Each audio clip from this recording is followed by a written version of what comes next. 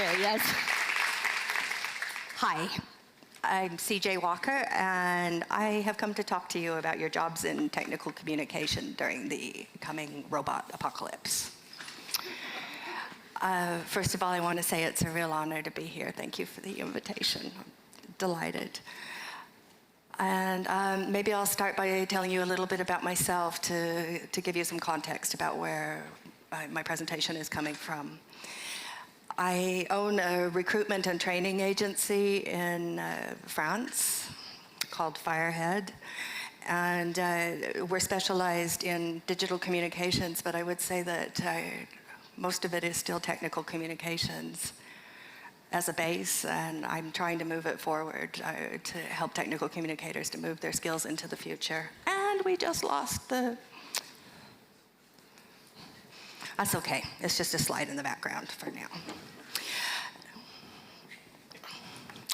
I'm from Louisiana and Sweden, and I live in France with my half-Irish children. My formal education is in computational linguistics, so that's the road that I'm taking into everything in here, even if I'm a recruiter. And I did a doctorate back in the Middle Ages. No, things have changed so much. Things are so dynamic and moving so quickly that the whole point of this presentation is that you have to keep up. I've spent all of my time just trying to keep up with the trends to be able to tell you what I've learned and what's going to happen for your jobs. So with that, I'd like to talk to you about what I've learned is coming for your jobs.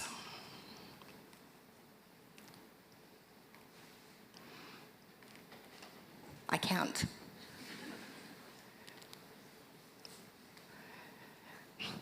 I'll be right back. Of course, we are working on this as always, and as always, apologies for any technical issues.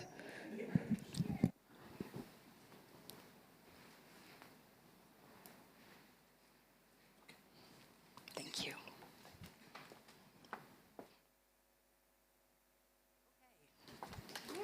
Wait, hold on a second. Oh, can you hear me? Okay, you already know that technical communication has come a long way from the days when we were writing on word processors and for online help. The important thing to know is that this is what I tell clients.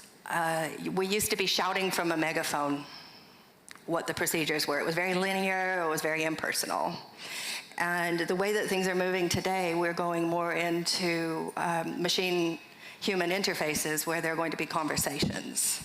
So it's gone from being a monologue to a dialogue. And that's where things get complicated. I'm going to talk to you about what the skills that you need for the profession are and what trends are in our profession. And then I'm going to give you 4 methods to stay employable in this new market.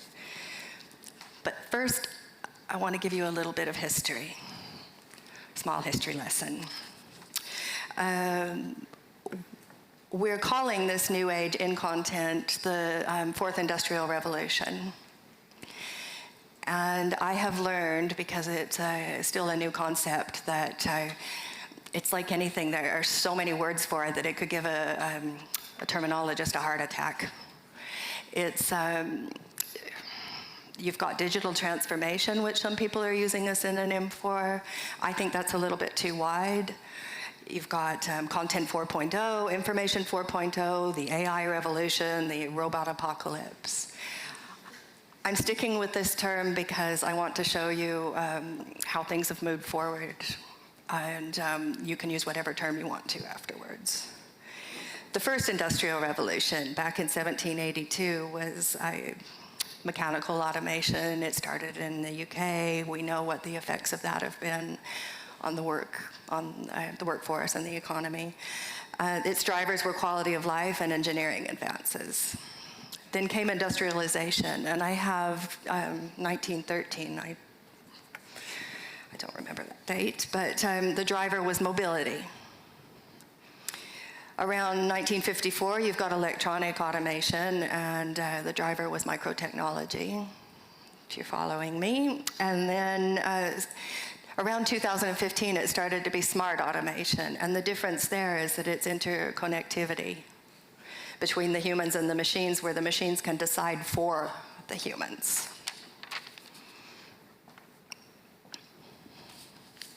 Back up. Sorry. I shouldn't have my notes, but I've got all of these details in here that I didn't want to forget. And then I brought the wrong notes. So we're just going to talk. So what technologies am I talking about? I'm sure that you've heard of some of these. I haven't listed everything. I haven't put them in any particular order, but the point is that these new technologies and the way that things are working together are blurring the lines between the physical, the digital, and the biological worlds.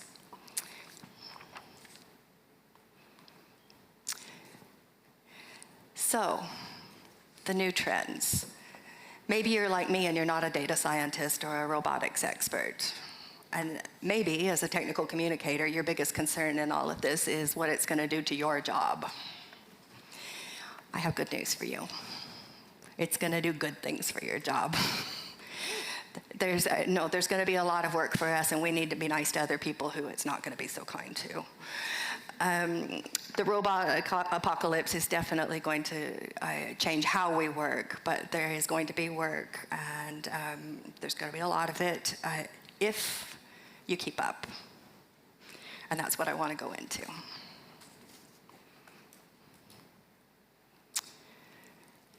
The funnel of our change.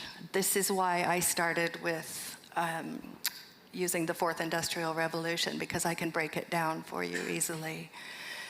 The Fourth Industrial Revolution is a term that was coined by Klaus Schwab, who works for or I think he founded the World Economic Forum. And future of work, all of those ideas that everything melds into. The Fourth Industrial Revolution, the German government took this idea, and because Germany has an economy that's heavily based on manufacturing, and we're talking about robots, they had a big interest in doing research to figure out what it's going to do to the workforce. They started a really cool initiative called Industry 4.0, named after the Fourth Industrial Revolution. And we went from there to contents part in the revolution. Information 4.0. I'm not sure this is official or if it's just a lot of big minds in a think tank who came up with the term, but it's very important. This is the part that applies to us. And how does it apply to us? We've got, for example, things are going to be human-machine interfaces. So once again, we're not going to be designing linear procedures anymore and publishing them. They're going to be conversations, which as a linguist I can tell you is an entirely different skill that would take a different presentation. But I think you get the idea that things are branching off and it's not linear anymore. We're going to be doing a lot of that by designing micro-content. What is micro-content, you ask? It's really, really small content. The idea is to break it down into its most minimal components, because when you're serving it up to the user, you can go back in the system and take these very small pieces and give custom information to a user in a specific situation. So for now, think the smaller the better and reassemble later. And this, of course, comes down to our jobs as technical communicators, because we're going to be the ones doing it. I already talked to you a little bit about Industry 4.0. They're very focused on automation in the labor force. I live in France, where the information economy is more around software, so we look to Germany for a lot of this. And I'm going to skip to the next slide, sorry. We're really at a unique point in the conversion of information and technology. And Information 4.0 is going to bring this together to create an info delivery system that meets the new tech or the AI content needs. I really want to say the word semantic. That's a word you should know.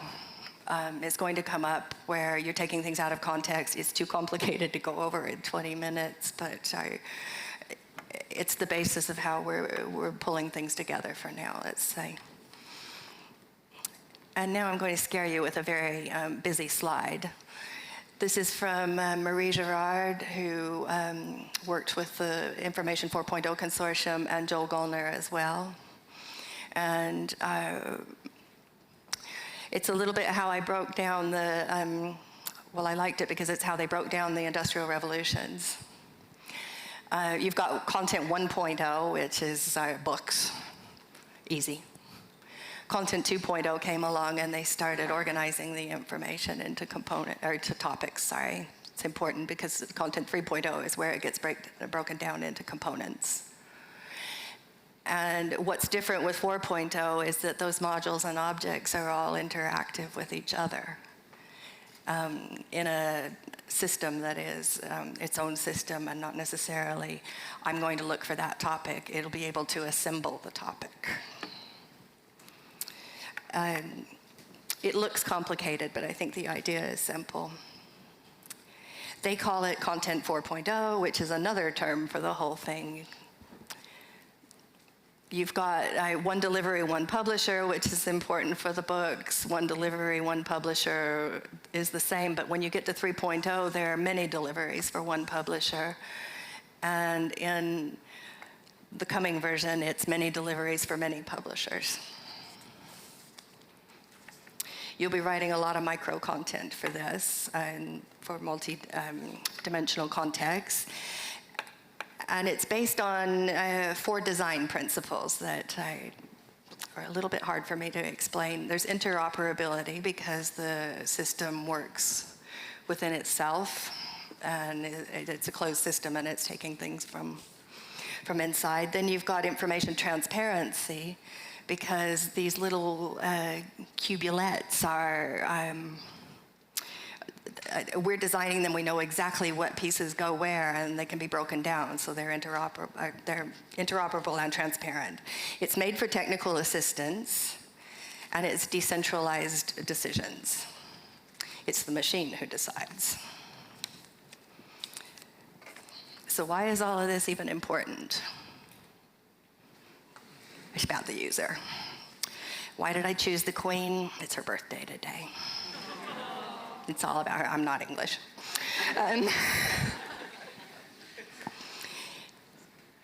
You can think of this kind of content as the first instructional content that's based on actually the user's needs and profile instead of the product's point of view.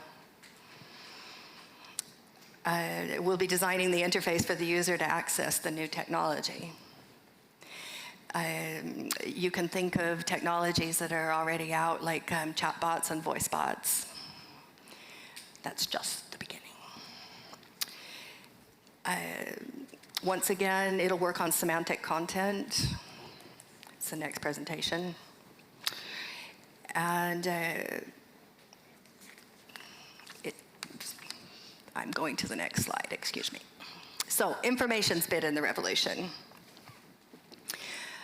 Our part isn't all about the machines. Information delivery is going to be changing in a lot of ways that are new. First of all, technical communicators will need to create and offer information in far more dynamic and molecular ways than they have before, so that the machines can automate it, which right there is good news for human work. The machines have a place in this, so do the humans. And they'll be serving it up according to the user's needs and context, so I think that's superior. Ray Gallone, who is sitting in this audience, came up with a list with his colleagues at the Information 4.0 Consortium again to describe what this will do, and Ray. They call it molecular or micro content. Once again, we've got 2 words going on. There are no documents, there are just information molecules. It's dynamic because it's continually updated.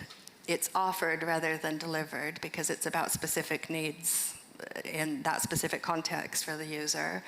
It's ubiquitous in the sense that it's searchable, it's findable, and it's online to do that. It's profiled automatically, and it's spontaneous. It's triggered by contexts. So what does this mean for content and communication workers like you?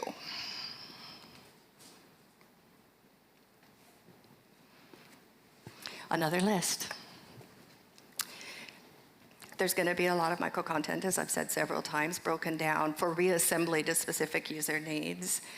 And how is that different than what we've been doing for all of these years before?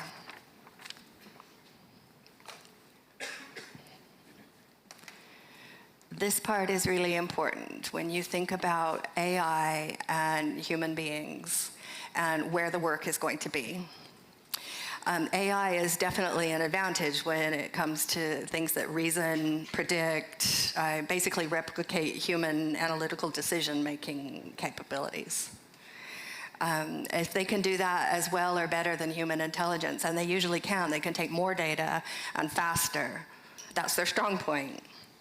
But this means that any job that's repetitive or can be automated and requires logic rather than human lateral thinking is at risk. That's not all bad news for us. While there are a lot of jobs that can be automated and require, while there are a lot of jobs that can be automated, they're the routine things that the computer can do faster. Human judgment will still be required after the computers have compiled their data. So think of an example like sports articles. That's a good one to start with because it's very easy for a machine to take sports scores and all of the data that come with a major match and put them together and make an article that's readable, right? That's data-based. Once you start getting into things that need interpretation, they're still going to need a human to come in and make things accessible. They've started with the sports stuff, and I've seen a lot of software that can do writing, and they're good. But it still doesn't feel like it's written by a human all the time. It's better when they're working from data. I can give you an example of jobs where I think humans are still going to be important. A pilotless airplane. Statistically, a computer can handle an airplane a lot better. It's a pretty straightforward procedure, right? Humans just aren't ready to step on an airplane that is run by an AI. There's a psychological element to that, and it goes as far as like, say there's a crash. Who do you blame? You can't really go after the developers. It's okay. Humans have a need for that. That's not something that's figured into the AI system. So it's reassuring to have a pilot there, even if the pilot is basically doing editorial at the end. Accountants, my favorite enemy. No, I mean, really, all they do is compile data and spit it back out. It's not that hard. It's just the data they work with. But if an accountant were, because he's easily replaceable, and they know it. My accountants never like AI. If that accountant were to change his role from just strictly bookkeeping and making sure that things are conform for the government regulations and your taxes are in order, he's going to lose his job. If he talks to you and counsels you about the best places that you can go with the profile that you have, that's human lateral thinking that the computer doesn't have. Then he can probably save his job. Lawyers, it's kind of the same thing. We need to be looking at ourselves more as consultants. Once again, the user's advocates. What do they need? How can we get it to them? How do we interpret that data? The machines are always going to do it better than us, but we're going to be able to interpret it better and apply it.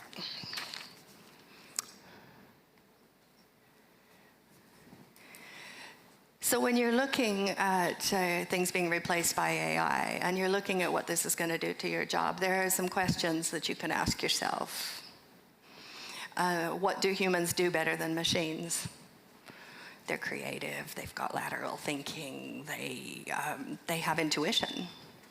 What do machines do better than humans? They're faster and they're very computational. What can AI produce for us? I think that's where we're at in the process.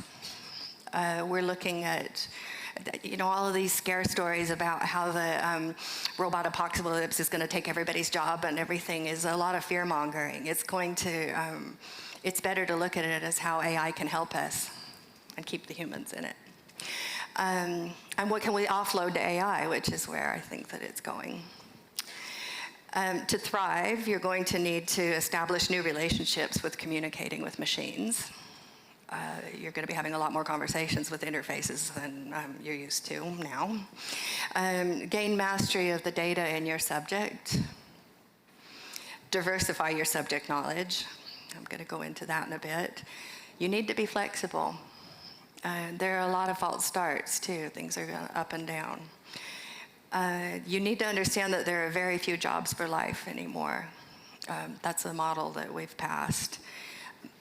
There's not as much job security and there's very little predictability, but there's going to be a lot of work.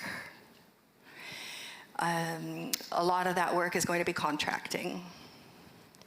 We're all going to be our own agents more and more. And that's where I want to go into the idea of a career matrix, I think, is the new formula. You're used to probably the traditional career ladder. You start as a junior technical writer and you move up and you go into senior technical writing and then you go into project management. Things are kind of defined in advance, and if you do a good job and you stay there, you know where you're going to go. It's going to change. If there's more gig work, you're going to be needing to look at something like a career matrix. Imagine a checkerboard, because I don't have a slide. All of the squares on that checkerboard are skills that you have. And the broader the skills are, probably the better. If you're in a company for a long time, you are getting training that's teaching you what to do for the company's interests. If you're looking at a career matrix, you're looking at what you think is productive. Oh my goodness, I only got started. Okay, it's my notes. I won't go into anymore. What are you gonna do? You're going to learn more and more broad skills. You're going to put them together for specific jobs that you're applying for. You're going to stay employed that way. And you're going to be focusing on working with the code and the logic of the way that things are made, rather than just the output, the subject matter.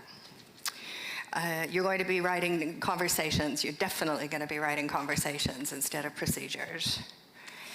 And these were the things I told you you could do, and I'm not going to go into all of my notes.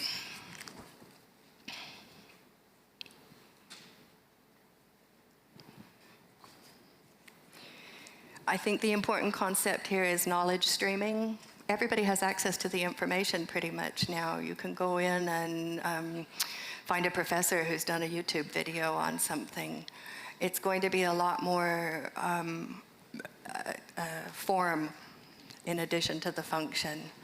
What context that job takes, what skills you have specifically for that short-time job that are going to help the user, that you can break down. And another thing that people don't like to hear very much, but I really believe that long diplomas and degrees are going to become obsolete, because you're going to be needing to learn a lot of micro skills to be able to fill that matrix. And degrees take a long time in this fast-moving environment. You don't want to necessarily get 4 years of a degree that's teaching you a bunch of stuff that you don't need either. You need to learn to beat a robot. You still have skills that that robot doesn't have. I have a PA who's an AI now, and I like her. You need to be able to talk to the developers, as I said, about the code, and the same for data and analytics. My point with adapting to survive is I think that most adult workers right now, the biggest challenge that we face is a lack of adaptability. I believe the generation coming up under us is probably going to be a lot more adaptable, but this is new for us. So learn to embrace change as much as you can. Become resilient and flexible, and to do that, I suggest you travel. I could spend a lot of time on CVs, but I'll just say one thing. They're going to change. I don't know how. I'm on it. But right now, people are still using the old method where they get a recipe for the content that they put in their CVs. And if they're really professional, they get a pretty template to put it in. But it's all just like, it doesn't mean anything to me. I have to take each CV of somebody that I want to represent and go look online and back up everything that they're saying with dynamic information that proves the point, because CVs are so worthless. So there's a lot of conversation about if there'll be video or this or that. I don't know. But the current system isn't working, and with the new methods, it's going to change. And the last one. Some skills to pick up. These are a bit random too, but these are the things that I come across the most. I'm not saying that you need to know the inner functioning of AI, AR, but you need to know how they work, what the logic behind them is, because you're going to be talking about them more and more. Micro and conversational content, as I've gone into, and these are the specific skills, I think, for technical communicators that would make your CV the strongest.